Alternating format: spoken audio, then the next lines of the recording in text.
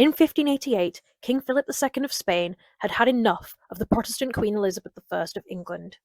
He decided that it was about time he sent an army to go and destroy her and to take back England, making it Catholic again.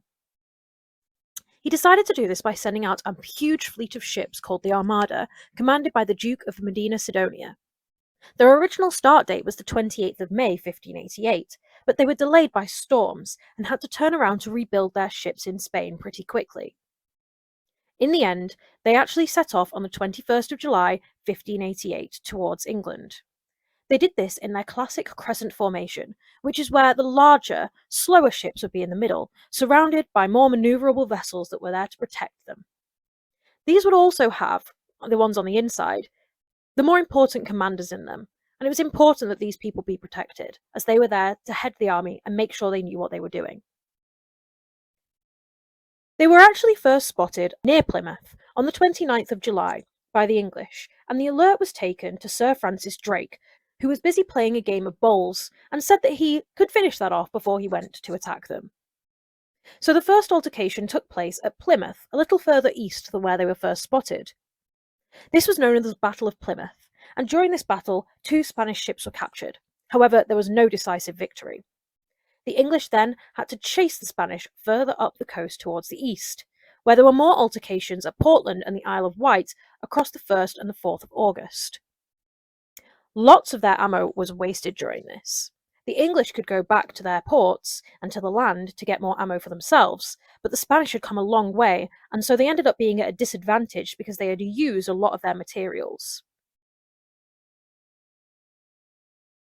The Spanish still continued. They wanted to anchor near Calais, where they were supposed to be meeting more troops led by the Duke of Parma, their ally.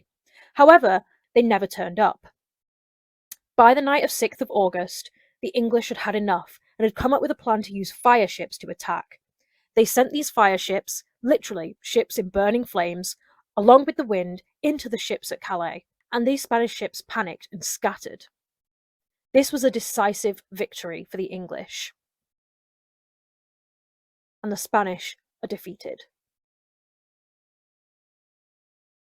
The Spanish originally tried to sail back down west down the channel, but the English were waiting for them, and so this wasn't an option. Eventually, they decided that they needed to go around Scotland and Ireland, as the English had blocked them off from getting back the easy way. And so they travelled and got around to Ireland. Along the coast of Ireland, they were hit by some extreme storms.